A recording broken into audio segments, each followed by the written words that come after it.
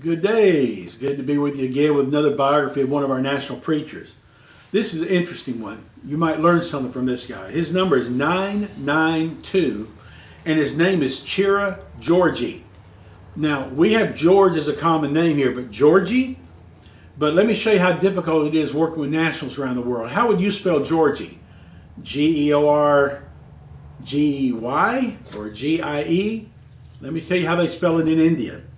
Jarji, Georgie. So sometimes when we're dealing with folks, we hear a name and we see him as a Georgy, but he's a Jarji instead.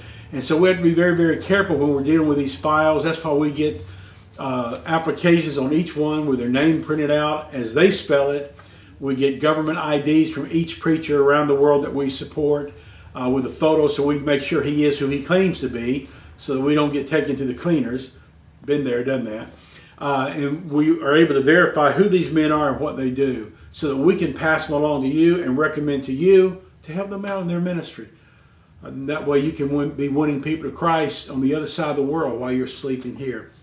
He's got a short testimony, long application, about 10, 11 pages, but a short testimony. Of course, you can see here, this is his testimony. It's on 8.5 by 11 paper, I guess, or 11 by 14, and it's a page long. But for the sake of your time, I've condensed it to half of a page. So let me read it for you. Chira Georgie says, I live in a rural tribal village in Andhra Pradesh. An accident led to my eventual acceptance of Christ. I had been trained from birth to become a leader in the Hindu temple in our village, just as my father is a trustee in the temple. Once I accepted Christ, I was cast out of my family. I lost my inheritance, my income, and the love of my family. Eventually, I came to grow in the knowledge of God's Word and lived with an elderly couple.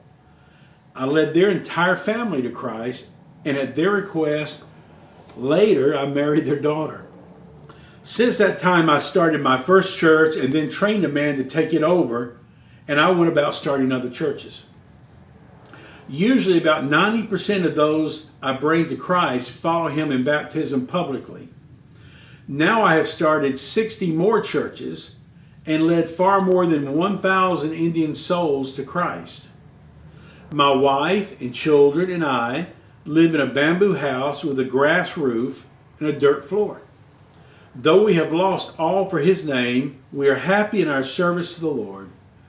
There have been times that we have faced starvation in our ministry, but God has always provided for us, as we know he will, until we stand before him. You see the faith this guy has? He doesn't waver even when they face starvation. And by the way, sometimes I say I'm starving because I wait till 1 o'clock to eat lunch instead of 12. But when these folks around the world talk about starvation, they're talking about going days and days without eating, without having food, even to the point where they drink water to fill their stomachs just so it'll kill the hunger pains. He's done a tremendous job, and it's obvious that we wanted, after learning about him, that we wanted to find someone to sponsor him to help him buy food for his family, because if he's doing this great of a service for the Lord on an empty stomach, my goodness, what could he do if he has food in him and strength and energy? And since we've been supporting him, he's led 1,133 people to Christ, baptized 986, evangelized 108 villages, and he has planted 76 churches. That means he's got 76 men in the ministry that he won to Christ, discipled, trained for the ministry, and turned the church over to them so he can move on and start another church. Isn't he the kind of guy you'd want to help support? We have dozens. We have hundreds like him on our website at finalfrontiers.world or finalfrontiers.org. And you can learn more about Chira at the end of this video. Click the link, follow it, and see what you can do, what God would have you to do to help him out.